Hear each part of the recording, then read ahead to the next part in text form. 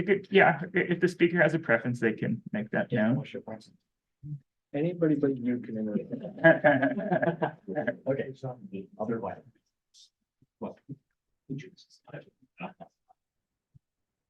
Okay, so this should be working. All right. You want to hide the bar?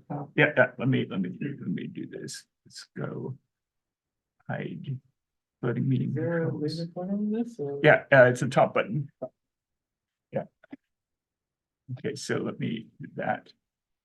I think we're good to go. Can right. you click on the slide again? Okay, oh yeah, sir. Okay, Okay. Well, thank you all for letting me talk here. I'm excited and a little nervous to be the first content speaker for today. I'm going to be talking about some recently published work on our efforts at emulating potential energy surfaces and the impact that has on fission trajectories. So I'm going to start with the physics overview. I do want to start by, I know a lot of you in the audience don't do nuclear fission calculations for a living, so I'm going to tell you about nuclear fission and how we approach it with density functional theory. Then I'll go into the machine learning approach we used and spend a lot of time on the results. And then I'll spend the last few minutes talking about the future directions, specifically with regards to the emulation techniques. If anybody has any questions along the way, feel free to interrupt. Otherwise, we can just wait until the end and talk. So nuclear fission is important. I'm interested in it in large part because it's relevant for astrophysical processes. This is a figure from a recent, I guess not quite so recent anymore, sensitivity study looking at the nuclear abundances in a neutron star merger at FRIB that time. So you can see all these little colorful dots are nuclei that are predicted to be present depending on which model you use, and the stable nuclei are shown in black. Fission is important for this process, both because it impacts how you get these abundances through the fission recycling process, and how these nuclei decay towards stability. This other figure I'm showing is the projected range of FRIB. And if you actually look at the range inside this orange region and compare it to the nuclei that are present, you see that there's not an awful lot of overlap. There's an awful lot of nuclei that are expected to be produced that are very neutron rich and very heavy. And so we really are reliant on theoretical calculations to provide input to the nuclear astrophysics calculations.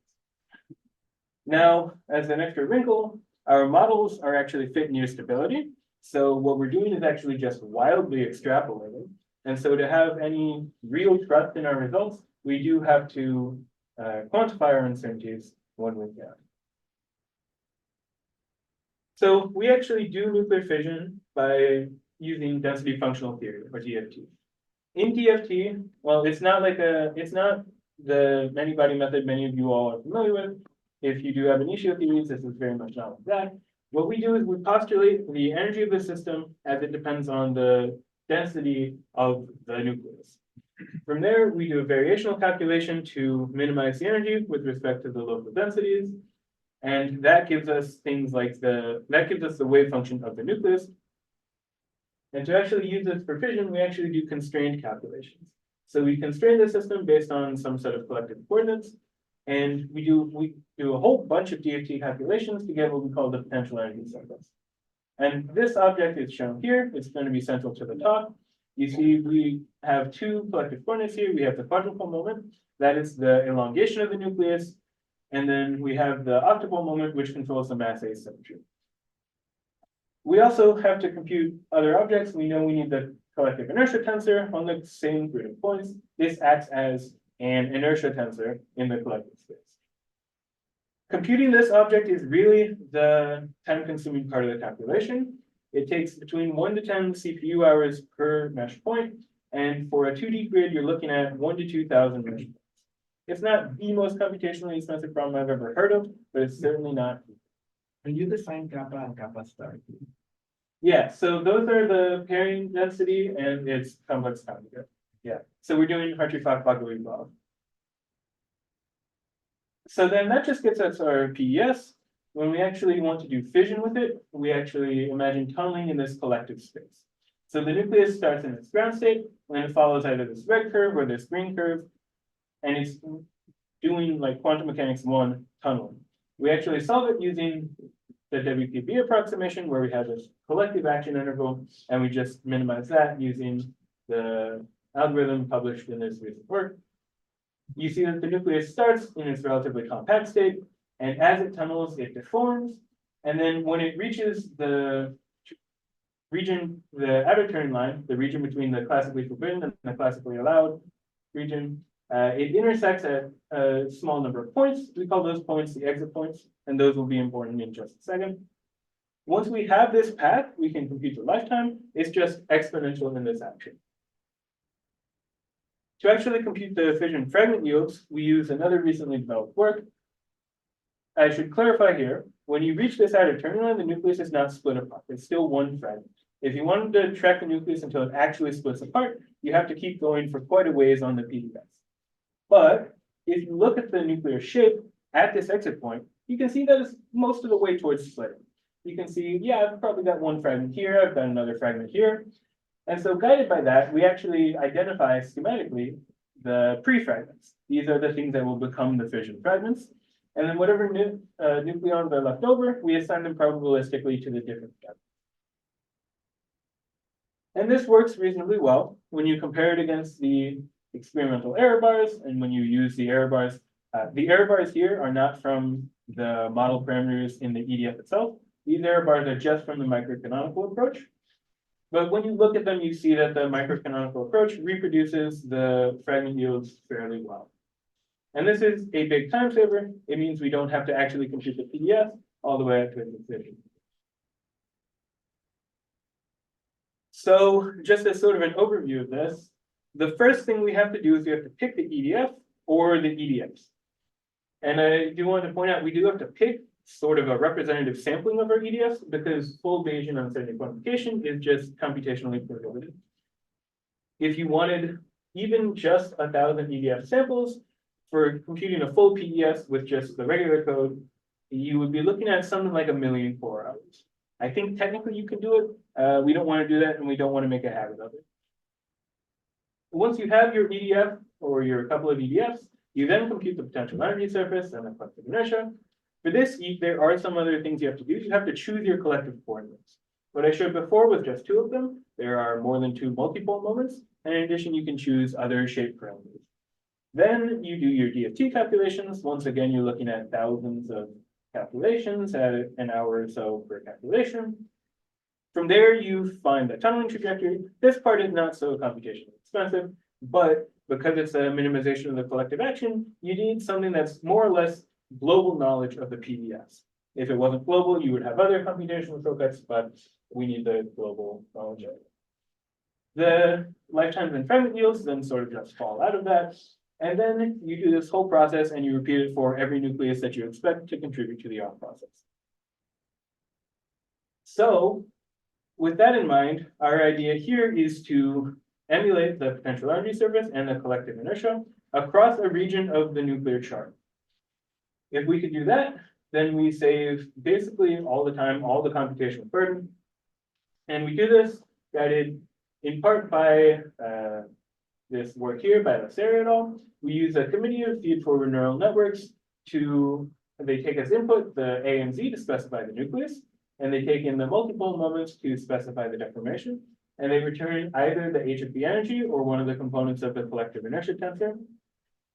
We have varied the depth of the neural network. They all sort of look like this. They have the largest number of hidden nodes is in the first hidden layer, then subsequently it gets smaller and smaller. And we minimize the mean squared error. Then we combine the members of the committee in a weighted average based on the performance on nuclei that are not included when fitting the neural network. There's one wrinkle I do want to point out.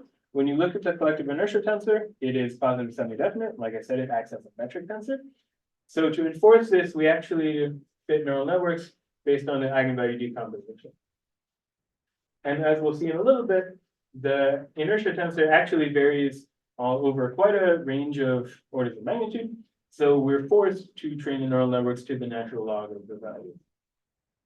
Our data set is some 200 odd nuclei across the region of the nuclear chart relevant for the R process with about 700 points per nucleus. And we use most of those to train the individual neural networks with some nuclei reserved for combining the committee members and overall validation. So the first thing you can look at is how well does it work on a nucleus by nucleus basis?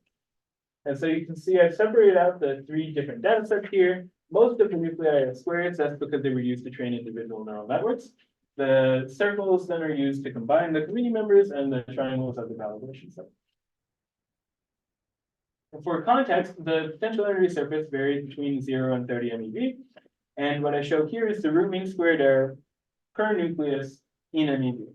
Most of them are sitting around about 400 keV, so that's pretty good.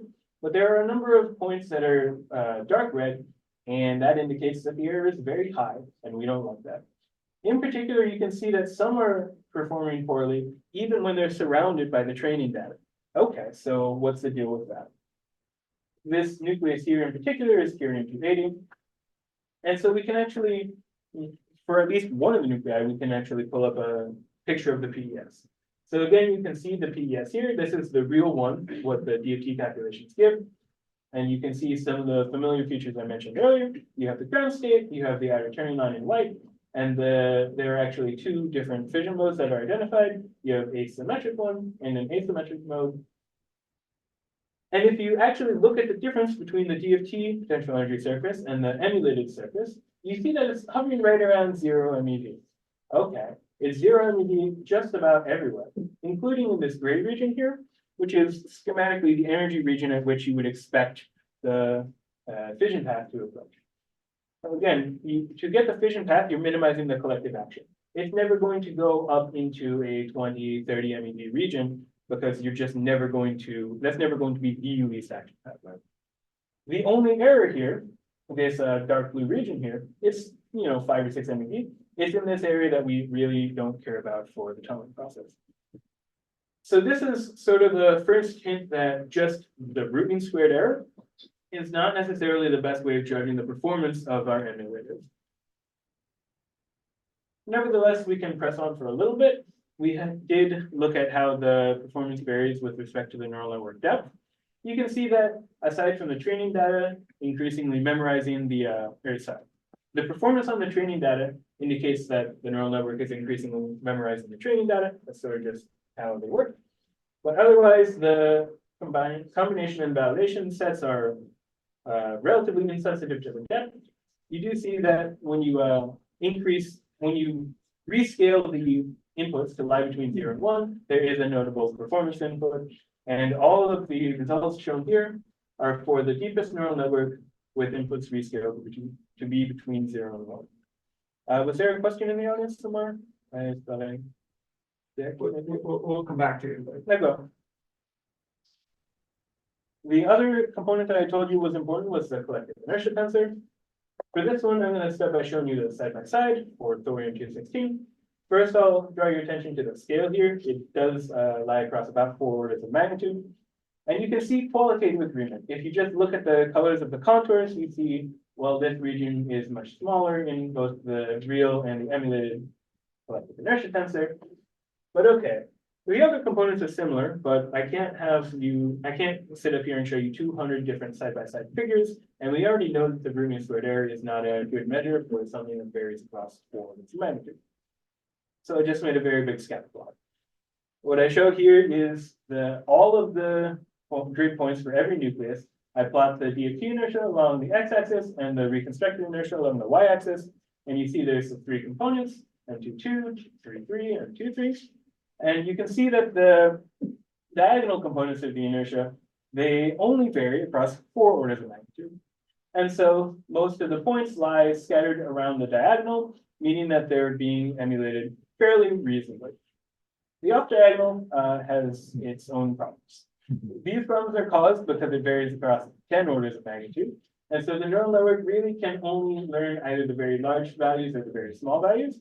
And what it's learned is the very large values. It's truncating these small values here, but the conclusion here is a little bit murky.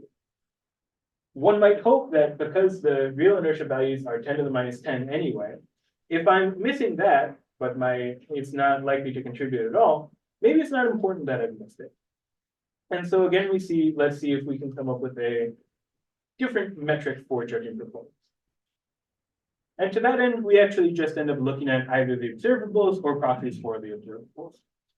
Rather than looking at the actual mass fragment yields, because again, 200 mass fragment yields is not something you all can just sort of eyeball. What I show is the difference in the exit point predicted by the neural network versus the EFT input. When the exit point is basically the same, you should expect that the fragment yields are basically the same. And so we look at this difference here and we see a lot of zeros. Hey, zero difference is pretty good. And so this indicates to us that the neural network is performing admirably. In particular, if you look for Curium 280, which was the example of the PES shown before, you see that the exit point is predicted reasonably well. This is just the octupole moment. The quadrant that is largely responsible for the asymmetry in the distribution. The quadrupole moment does perform similarly. And so we conclude that the neural network is performed. Yes. Isn't that triangle that you pointed out before still red, like right there between the training? Yeah, so it's better than you would expect, given that it was the worst training point, the worst validation point in the previous data set. It's not perfect, but it's better than we were led to believe just by looking at the new links there. I'm sorry, you told me not to interrupt, but I have a follow-up. with Go that. for it. Yeah, this is log scale, so it's off by 2 or? No, this is not log scale. This is not log scale. Not Okay, log okay, scale. my bad. No, if it was log scale, we'd be very scared. Yeah. When we're gonna be now off the page. Yeah. So, Okay. yeah, if you want something on a log scale, we can look at the lifetimes. Yeah, so spontaneous fission lifetimes vary across a very large number of orders of magnitude. Again, we plot the reference half-life on the x-axis and the neural network reconstruction on the y-axis. And you see that most of them lie along the diagonal across 80 orders of magnitude. This little inset here shows regions with lifetimes that are relevant for the R process. You can imagine nuclei that undergo fission in 10 to the 40 years don't show up in the R process, or they don't fission in the R process rather. And likewise, nuclei that live for too short of a time have other decay modes. For this, I should make the standard disclaimer. We know that the choice of collective coordinates used in this work is systematically incorrect when predicting lifetimes. Nevertheless, we expect the performance of the neural network to carry over to more or less whatever choice of collective coordinates we use. And we do see there are 2 panels here. The left is just emulating the PES itself. The right is emulating the inertia as well. And you can see that when you include the emulation of the collective inertia, the performance does get worse for a number of nuclei with large lifetimes. This is just because the tunneling path is longer, and so errors have longer to accumulate across that path. But okay, so that's all well and good. We have established that regular neural networks can emulate potential energy surfaces and collective inertia tensors well enough to reproduce fission observables that are relevant for the R process. There are lots of other physics directions we can take. Some of them we've already been working on. Others are sort of just neat directions that we want to go. We already know there's more collective coordinates, and we've also published recently on what the multimodal fission results look like when you include the hexadecapole moment in your constraint calculations. We obviously want to get onto large scale predictions and model calibration and use these results to perform some uncertainty quantification. And then, of course, there's future EDF development that will need to be done as we extrapolate further and further from stability. But the purpose of this meeting here is to talk about uses of machine learning and AI. And so I'm going to spend the last couple of minutes talking about future interesting directions to take with that. We already know that different neural network architectures can emulate the HFB wave functions and densities. There's been work using autoencoders. There's also been work using the neural implicit flow. And I showed schematics of the 2 different types of neural network architectures. So you can see in both cases, the key point here is this latent space. And what happens in this latent space is you have the idea that there's some small number of variables that are actually important for describing the dynamics. And the thought process is, let me try and have my neural network learn what those collective variables are. That is something we sort of expect to work in general, even regardless of the neural network. If you actually, this is a slide Pablo has graciously let me adapt here. If you imagine what's happening when you actually solve your HFB equations, you're starting by specifying some relatively small number of inputs. You have the nucleus, you have whatever deformation you have the EDF parameters. And then it expands into some very, very, very large number of variables. You have however many HFB wave functions you have to keep track of. And at the end of it, you get out a couple of numbers. That should tell you, okay, well, somehow in going from A to B, I've introduced a lot of information and then gotten rid of it. So probably I ought to be able to, if I'm clever enough at least, construct just some set of smaller variables that capture all the real information I need from how to get from A to B. And that's what some of the neural network architecture has tried to do, but there are, of course, other ways to do that. People spend a lot of time talking about eigenvector continuation and reduced order models. These have already been applied to both relativistic and non-relativistic density functional theories in certain contexts.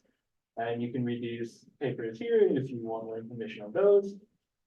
We are interested in using those to emulate the potential energy surface, So you're varying the literally just the nucleus and the multipole moments and seeing if you can construct a reduced order model based on that. There are even more exciting techniques such as the parametric matrix models that Danny and Patrick will be talking about later. And we have a lot of different ideas on how to take this, and we're open for suggestions as well. With that, I would like to thank my collaborators. Thank you all for your attention and open the floor to any questions. Thank you, Daniel. That was a great start to the symposium. So questions? Questions about your machine learning method here. So first, the committee approach there. So different members of the committee are from different initializations. Yes. So I should then just think about this as you are sampling the distribution over the functions that you were generating? I think that's the correct way to interpret it, yes. What was the motivation for the architecture that you used with decreasing Yeah, so widths? Eric, I think he just walked out of the room, I guess, but he tried some different architectures that didn't do that. For the most part, so he tried one where it was sort of decreasing for a bit and then increasing at the end. For the most part, the performance is relatively insensitive to the architecture. I think this was just sort of the architecture that made some sense for you. Sorry. Yeah, so there. The question was about why the neural network depth just increased. And I was mentioning you've done some calculations with a different order, with a different architecture, and the performance was not noticeably improved. Yeah. Great talk. I was wondering how many committee members you have and how many parameters are in each committee member and how that compares with how many data points you have.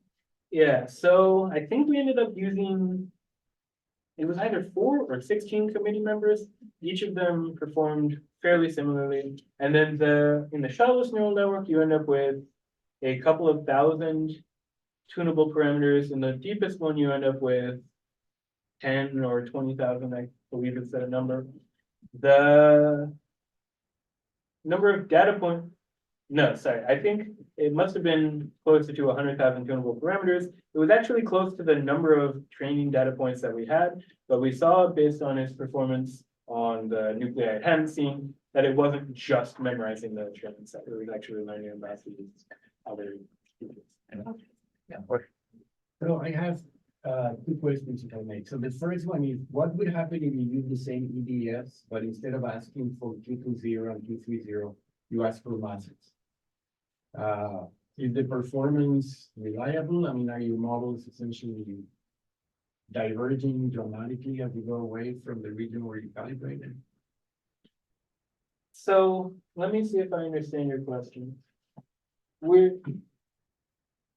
I mean, so masses, there is more data to calibrate, Mhm. but of course, the problem, as you said at the beginning, is how you extrapolate. Yeah, so there's been a lot of work that has used different machine learning techniques to learn the masses. VTech published on this fairly regularly, talking about for instance, the Bayesian model mixing of different models. I don't expect this to extrapolate very well, just a simple neural network architecture. You can already get some hints that it's kind of having trouble extrapolating even just sort of nearby. One of the reasons we're after reduced order models as a technique, is we expect they may be able to extrapolate a little bit more reliably. Pablo, did you have a comment on this? I have a comment. So the amount of data for is kind of tricky because every point on here is an entire surface. So I will argue that quote unquote, there is more data to be fed to a neural network on what Daniel is doing that if you try to extrapolate to a single mass. And I remember when I took a neural network course back at FSU, the professor, I don't know if you remember him, he was from computer science. One of the things he said when I comment we were trying to extrapolate to masses, he's like, oh, you probably would have better performance if you were trying to calculate something high dimensional from the neural networks than single numbers. So I'm not saying one or the other, just pointing out that to some degree there is a lot of data to be learned in this matter. And if you allow me just quick one. So I don't understand exactly what goes into the calculations of the inertia tensor. But for me, the inertia tensor is some weighted average of the density, right? So how can it vary over 10 orders of magnitude? So the collective inertia tensor, and if I remember correctly, it's essentially just the derivative, how the shape varies as you change the deformation you're constraining to. So in some cases, it can be quite large because you're near a level crossing and that drastically changes the shape of the nucleus from deformation to deformation. In other cases, it can be quite small if, take M23, for example. It's the second derivative of a varying Q20 and Q30. If that just doesn't change very much, then it doesn't change. I don't have a very good understanding into why exactly it varies across 10 orders of magnitude, but a couple is something that seemed reasonable to me at the time. Yeah, it involves derivatives. Okay. Derivatives with respect to density. So things change rapidly due to level crossing. This can change dramatically.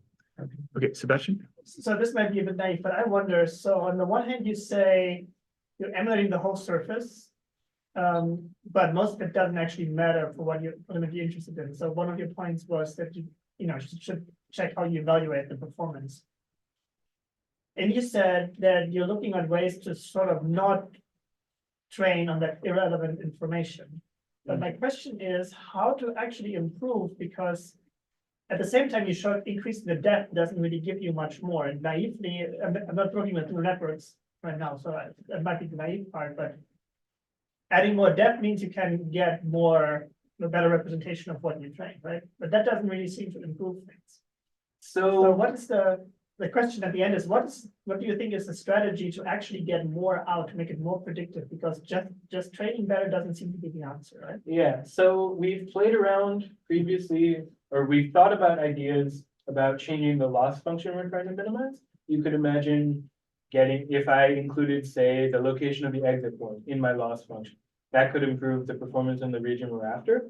That becomes tricky because you end up, the calculations to find the least action path are not slow compared to DFT calculations, but they do drastically slow down the training of the neural network, recomputing these at every region.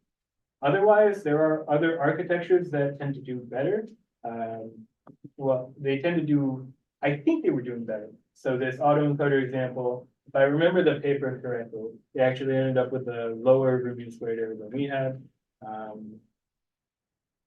As far as increasing the depth of the neural network, eventually you don't expect that to monotonically improve. You expect it to monotonically improve on the training data set, but not the validation set.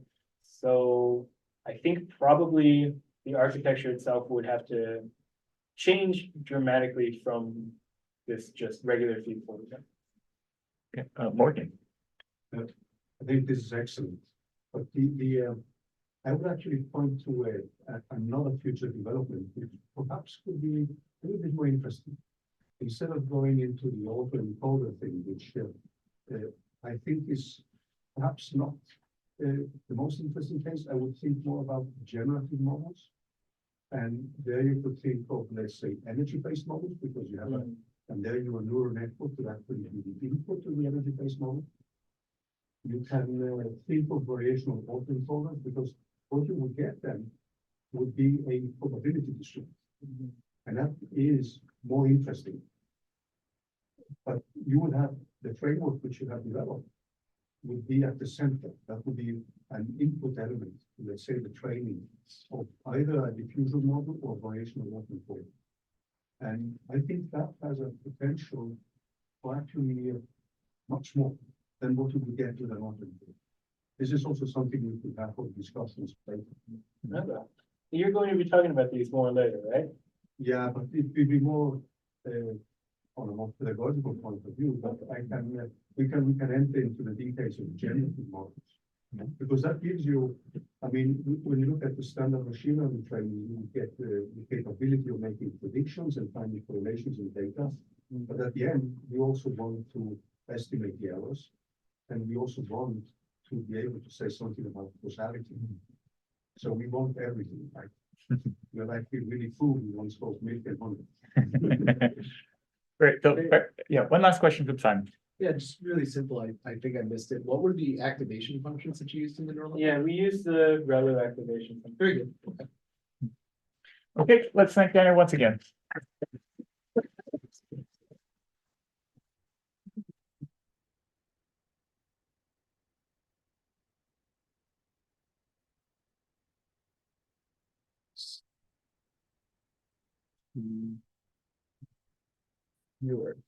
Maybe you're hyping. Okay. I'm gonna use I'm that. also gonna drink your coffee. No, no. Let me go to the. Yeah. Google Drive and click on this, and there's a link there, you're saying? Yes, right there. There. Perfect. And then, let's see, slideshow. Okay, yeah, I may have not shared the screen properly, so let me get out of here. Don't have permission to play the presentation. Let me go change those permissions while you fix that. Let's just test to see if it's going. You don't have permission to win media, okay. Okay, yeah, I'll try to fix that.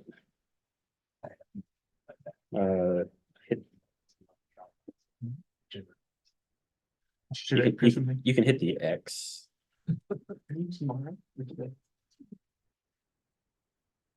And then if it doesn't work, we'll fix it. Okay. All right. All right. Very good. Let me maybe back up to. All right, our next speaker is Kyle Godbey, and he'll talk about emulation prospects for time dynamics. Yes, so this will be a pretty casual talk. I'm okay to be interrupted at any time. And it's just sort of what we've been working on and where our mind is going in terms of how we want to get around this pretty incredible difficulty of emulating these heavily nonlinear time dynamics. So I, of course, come at this with a little bit of a bias because I'm always talking about reactions and stuff. And typically I show this kind of slide here where I show typical timescales for different reactions, you know, quasi-elastic, deep inelastic, fusion, fission, all this kind of nonsense. But dynamics are more than just reactions. Of course, this is one of the most obvious places your mind can jump is if I'm going to fuse two nuclei, they're colliding together. A time dynamical approach is going to be a good framework to do that. But dynamical phenomena also encompass quite a bit more. So it's really, you have resonant phenomena, you have decay, anything that involves a time that enters into your consideration of that phenomena is probably being governed by the dynamics of the quantum mini-body problem.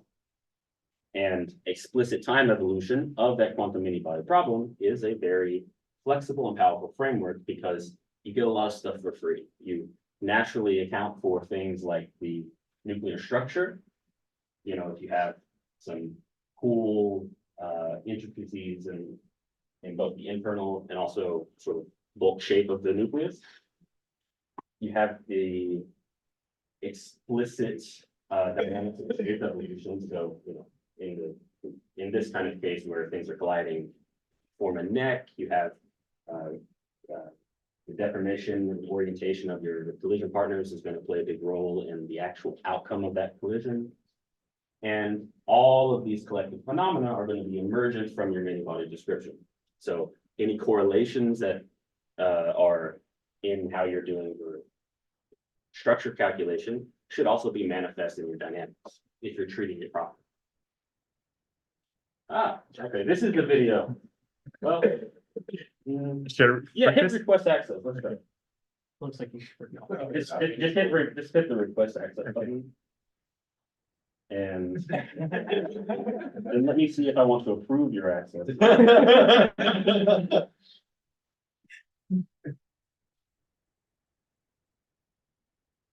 Okay, I think the access has been updated.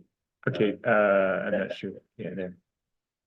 Should I press this again? No, I no, think maybe- reload the page. Yeah, refresh the page. F5 or something? Refresh the page.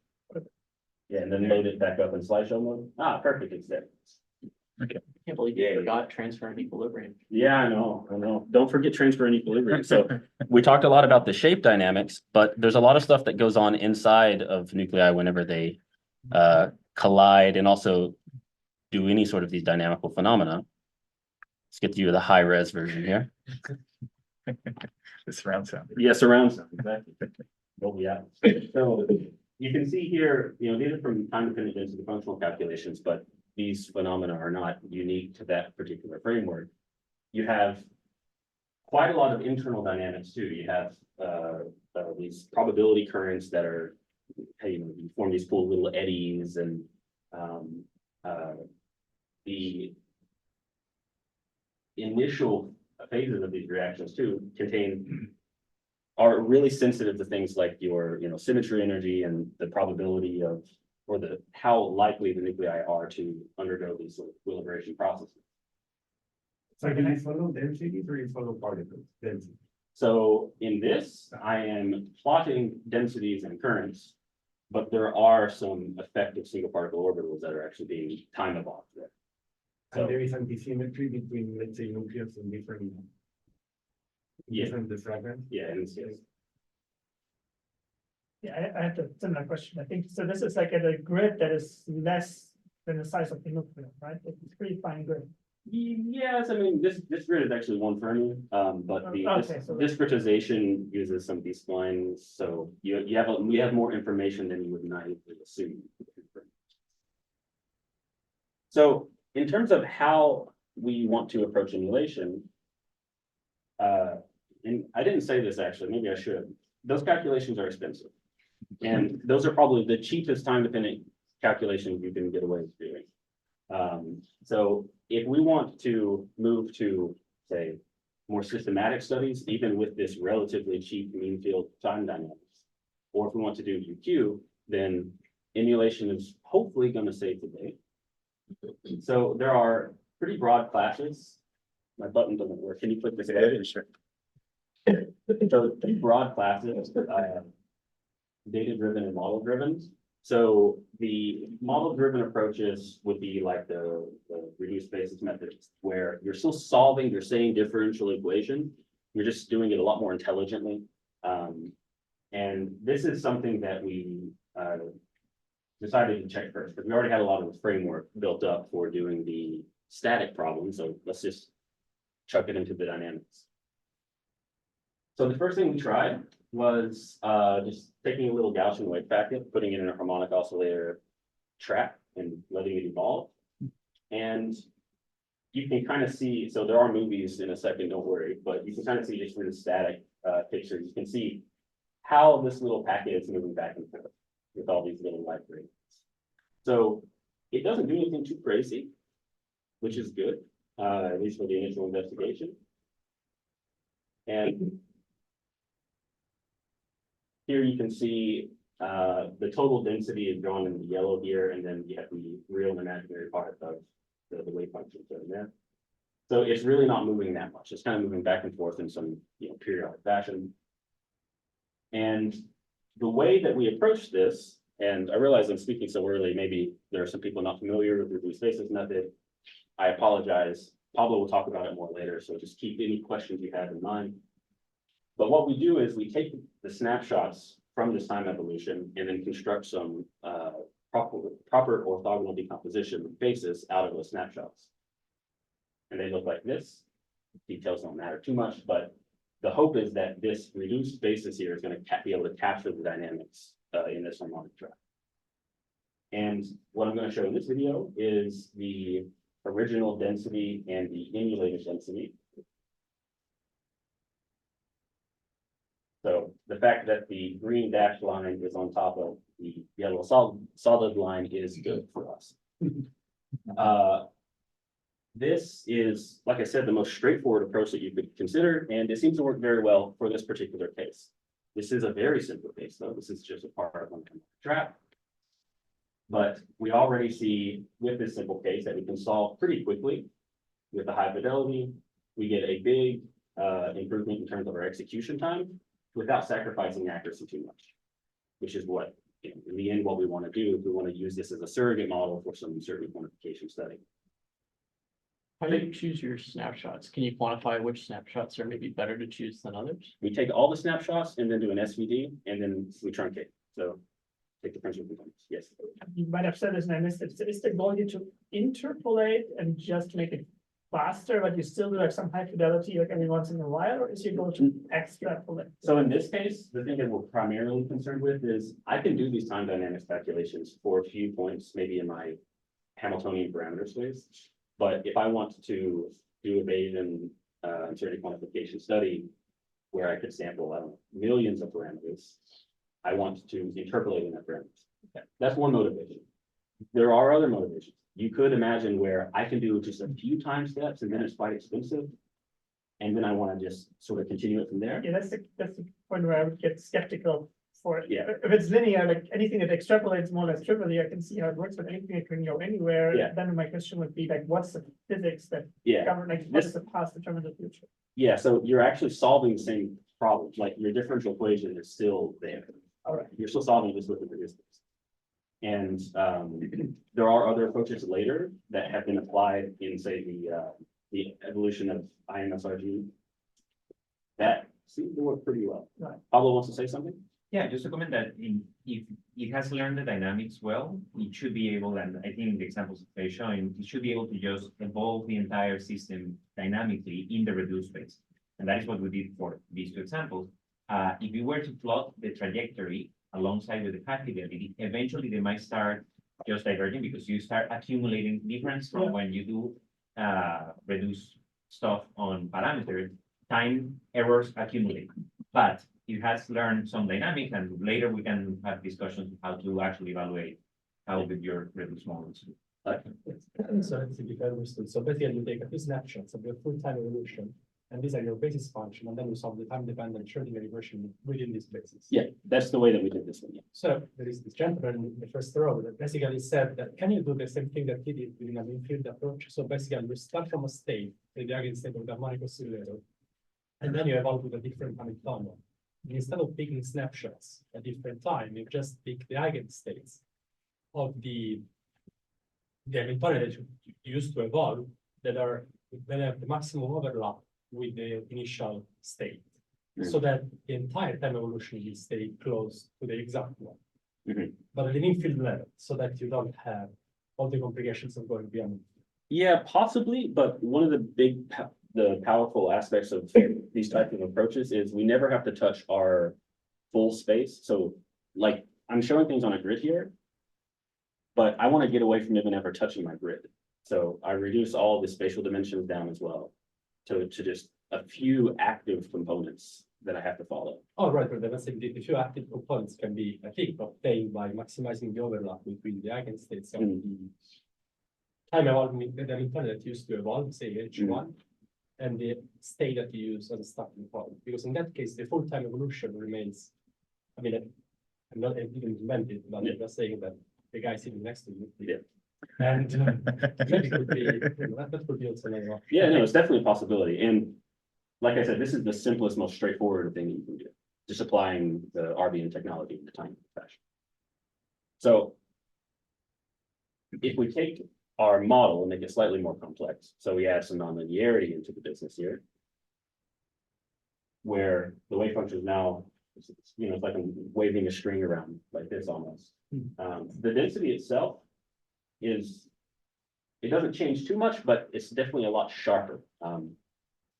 this, what we're doing here is we've taken our harmonic trap, now we've added a term that depends on the density. So this is, if you know the Gross-Pitayevsky equation, this is basically what we're solving with no extra spice in terms of this implementation.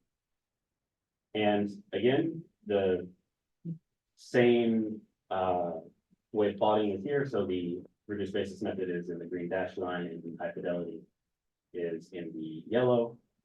We have situations where this is an attractive term. So the coupling constant in front of the density is negative. This one moves, this one's a lot more boring, I would say, you know, it's wiggling a little bit. Pardon me. Yeah, a little, yeah. Pardon my ignorance, but Yes. is this still unitary time dynamics, even though it's density dependent? Yes. Okay. You get the phase, so you're only showing the total density. Yeah, The we're showing- phase, I assume is implied is also good. Yeah, because we're emulating the actual wave function. So yeah, those are gone. But there's a way, in principle, you possibly get the density right, but the phase would be Yeah, off, right? Yeah, but we're not emulating the density. Which, that could be a valid approach as well, which I'll get into a little later in the more data-driven approaches. So in the case where we now have the repulsive density dependent term, things spread out quite a bit more. So the dimensionality is going to be a little less inherently, or you can't get away with reducing quite as much because there's just more information, but it still works quite well. So the direct application of the reduced basis method philosophy to a time-dependent problem works pretty well in this case. Now, we have selected cases where it works, of course. There are complications sometimes if you have some more, let's say if your density dependence now cannot be cleanly dealt with in the Petrov-Galerkin formalism. Let's say you have now the density rho is raised to some power. This immediately makes it a lot harder to do the direct projections needed for the standard RBM approach. But there's another complication where what I've shown here are things where it's sloshing back and forth. So it's periodic. If all I'm interested in is doing, say, some resonance calculations where my nucleus is shaking, and I want to see how it varies as I change, say, the interaction parameters, that's fine. This would probably work pretty well. If I want to do collisions, the standard approach is not going to work very well because as I have a nucleus moving through space, if I just naively apply the SVD on top of my snapshots, it looks like there's a lot of information here, even though it's just a little sphere moving through the box. So there are probably ways around that through clever handling of your domain and maybe doing some tracking how that basis should move in time using other collective coordinates.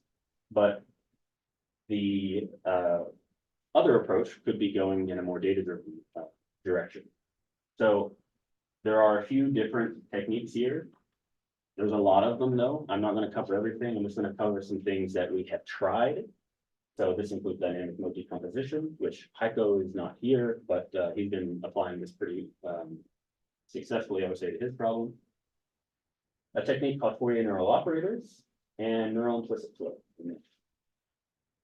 So dynamic mode decomposition is kind of similar in spirit. You know, you take your snapshots, you decompose into some dynamic modes, and then you try to reconstruct you try to basically track what the future is going to look like based on those dynamic modes. I tried this for the TDDFT in a very straightforward way and didn't work very well because dynamic mode decomposition, basically you are imposing some linearity and TDDFT is heavily nonlinear. I think you could still get around it if, again, you restrict yourself just looking at more periodic motion, but capturing the collision dynamics is still pretty difficult to do. One pretty promising approach that we haven't tried for the TDDFT cases is the sparse identification and nonlinear dynamics, or SINDI approach, which basically tries to take data, you hand it a bunch of it, time series data, and then you say, here's a library of functions. Try to find the minimal amount of these functions and combinations of these functions that can describe the data that I've just seen. So this is a form of model discovery. Now, the model discovery technique that's being employed in the Cindy approach seems to work very well for a lot of different cases. We have found it to be, I mean, we've been able to reproduce the results in the papers, which is not too hard to do. But the issue whenever we start applying it to this pretty high dimensional data where I have, say, a 3D grid, where I have densities for protons and neutrons, and then currents, which are vectors, and then there's also even more vectors and currents. It very quickly kind of explodes the computational time just to do this sparse regression. It's tricky, so from my perspective, it's perhaps a little more trouble than it's worth for this full 3D grid-based problem that we're doing here. It's possible to get around this most likely, and I'm not counting it out entirely, but it's just not our main priority right now. But just as a little aside, I think that this idea of model discovery or data-driven model discovery is something absolutely that everybody in this room should be considering. Even if you're not interested in time dynamics, this kind of approach can be used to discover any sort of general model if you can formulate it in the correct way. So keep that in mind as something to explore. Now, next, I'll show some results from neural implicit flow. So this is something that Daniel had in his slides. And this is basically utilizing this hypernetwork architecture that is pretty nice because once you train your emulator, which presumably you train it on data that is, defined as some grid because we had to compute it in the end. Whenever it comes time to run inference using your trained model, you're no longer restricted to the grid. So you can also get some super resolution out of this type of approach. And the main sauce here is that your spatial representation of these density and current fields is kind of controlled by this other neural net called, in this case, they call it parameter net, where you can have parameters, yes, like time, that's a good parameter, is any, but also model parameters. So if I were to change my interaction, again, I expect the dynamics to change. Can I track that? Can I teach this neural net to learn those dynamics as I change the model? And this has been primarily being led by our brilliant undergraduate student, Aaron Phillip. And it's working quite well, I would say. We're wrapping up the first phase of this. Applied to TDDFT, looking at just resonance calculations. And also just want to highlight that Aaron last year won the poster award for our local MSU undergraduate research symposium. And also this year he was awarded the Goldwater Scholarship. So he's not here, but in spirit, let's give him some props. I'm sending you pictures. Okay, good. Yeah. So those are two separate trips to the dairy store. Yeah, exactly. If it's nice and warm and sunny outside, if you want some ice cream, there's a good dairy store. Is it open right now? I don't know, actually. Yeah, because If it's not open, then we'll just rate it. We should just. Yeah, I usually tell people that this is the reason why we do pieces. Yeah, it's always good to celebrate. Hopefully he keeps being successful so we can track our own progression as we get older. And rounder. And rounder, yes, too much ice cream. So here is an example of the results. So I have as an interpolator, I shouldn't have that because what you're gonna see in this video is the ground truth right here in the middle of the TDDFT simulation for different values of the interaction factor. So if you're familiar, you have the SCRM EDF and you can change the parameters around. That's going to change your dynamics in your structure. Here, this is how it performs on the training set itself. Here, this is interpolating between the interaction parameters that we trained on. And then here, we're extrapolating in the parameter space. And then finally, this column over here is the actual machine learning model's prediction of what's happening. And there's the difference. So just subtracting one from the other. So there's a lot to take in. I'm gonna just set it to repeat so I can just talk over it. Full HD quality.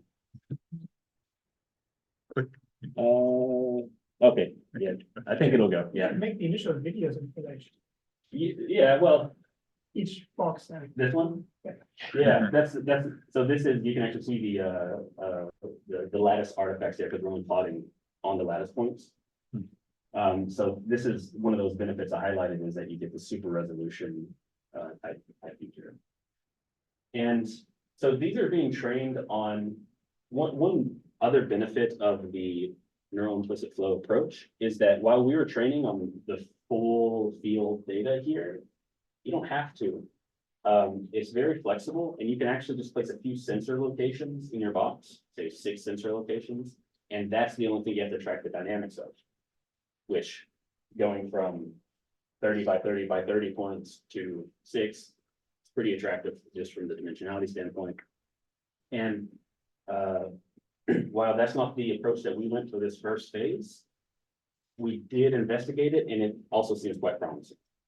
That most of the, you can reconstruct most of the dynamics just from these very few sparse sensor locations. But I think that you can see just from the time evolution here that the model's doing a pretty good job. The more important observable, which we haven't finalized the analysis, so I'm not showing it here, is how does this actually look if we want to compare, say, the resonance, the shrink functions of the emulator versus the high fidelity. And that also seems to work pretty well, with a small caveat that while the bulk of the dynamics are coming in pretty well, the machine learning model picks up some high frequency noise in the signal, or in the in, like, say, tracking the moment. This, maybe with some more tuning and training, this can be ironed out, but also, since the main signal we're interested in is the more low frequency behavior, it's unlikely that that's going to be a big hindrance for us whenever we use this in sort of a UQ type scenario. Yes. I noticed in the difference video, it looks like there's some structure there. Is that the high frequency noise you were just talking about? Not sure exactly. The structure that you see is just because it's always sort of where things change the most. So, like, you know, it's on the leading edge of the nucleus. Yes, so I noticed that the emulation has very good symmetries, at least quite the symmetry as the full calculation. Did you enforce it in some way, or actually the neural net that's running? Neural net learns it. Yeah, no enforced symmetry. What is the scale of that difference? I don't know. Yeah, I don't know. We don't have the bar on here, so I'm not gonna. It's not big. Like, Some measure of how well it's doing. Yeah, so not very big. You can see that it's primarily in the low density area at the edges of the nucleus as it's moving. And since the main signal we're interested in is the quadrupole moment of this, the bulk of the density is being tracked very well. Yes. I'm thinking about when you said that you can reduce the number of points that you track. Yeah.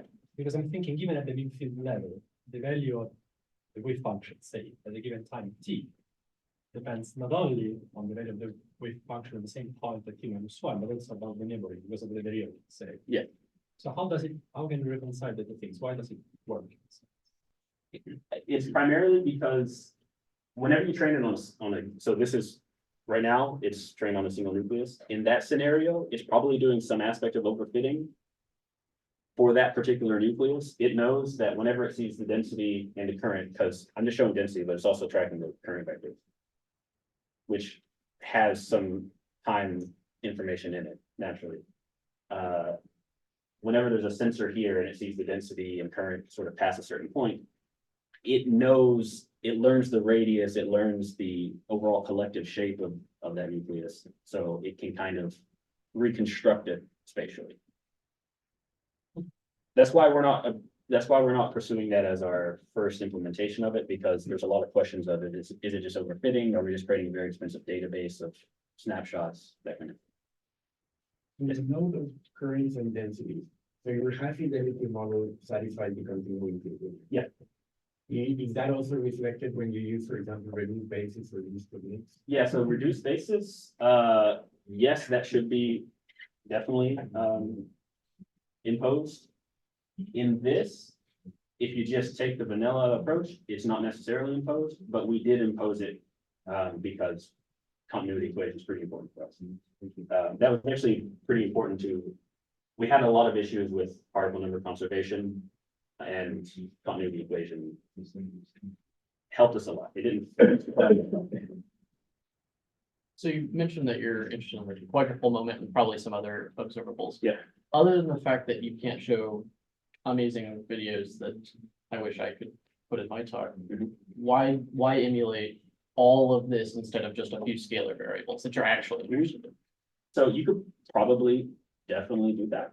But here, if we're interested in, say, if the reason why we do these expensive TDDFT simulations is because those nonlinearities and correlations that are probably present in doing the full time dynamics, then we would like to capture as much of those as possible.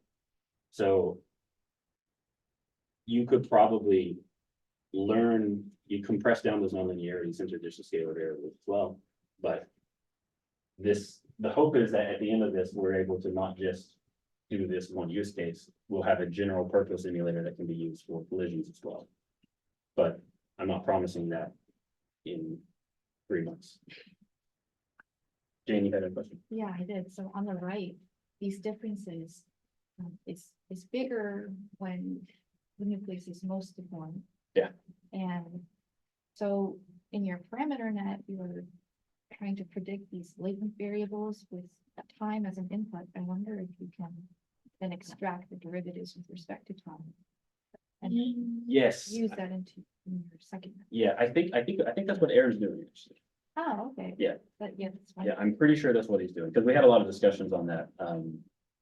And we went through a lot of iterations on the actual architecture and training and all of this stuff, and I think in the end, that's what we settled on.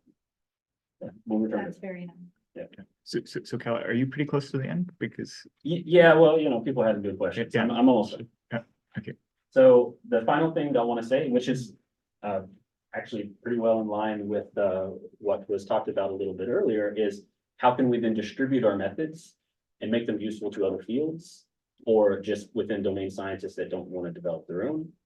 One area where I think this is pretty potentially impactful is the idea of deployable emulators. So we do all the hard work, we develop the emulator, we train the model, whatever. How can you make it useful? You can do your own science investigations, your own EQ, but try to keep in mind, is there any benefit to deploying your emulator in a more public-facing, user-focused software? Is there other good science that other people could get by utilizing your techniques? So this is just highlighting the potential future for a web-based tool with our scattering emulator.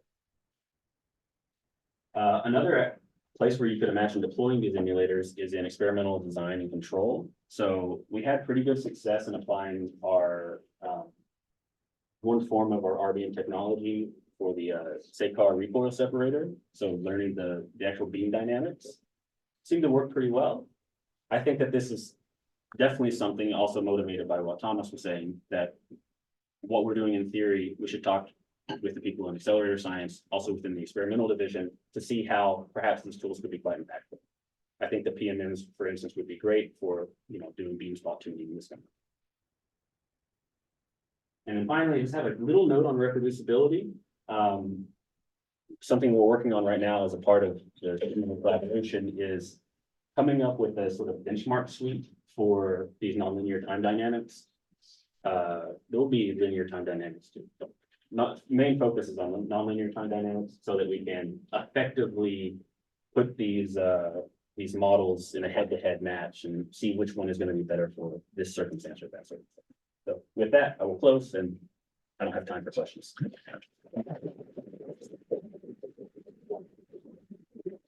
So there were a lot of questions, but we can take a couple more. So are there other questions for Kyle? Yeah, Dave. Can I ask back to the Cindy Yes. method that you're doing? So for that, you need to choose a library of functions. So, I mean, it didn't work so well for you. How do you know you didn't just choose a bad? It's very possible. The functions that we use this. We use the modification of Cindy to something called PDE lib or something like this, which we define our variables that are important, which are density, recurrence, combinations, squares, derivatives, all of these things. That's why it's so expensive, because we're doing a sparse regression to full field data, trying to learn a PDE. Using Cindy for one thing that we're considering doing now is using Cindy for the latent representation, so the reduced order model, which will likely be a lot more successful, just because it's computationally feasible. There are other questions? Just a comment, I think the general principle is very similar to Dr. Fiascioli. Stuff that we are doing, much relevant operators. Yeah, could be, consider it for that use case too. Okay, let's thank Kyle once again. We'll take a coffee break until 11.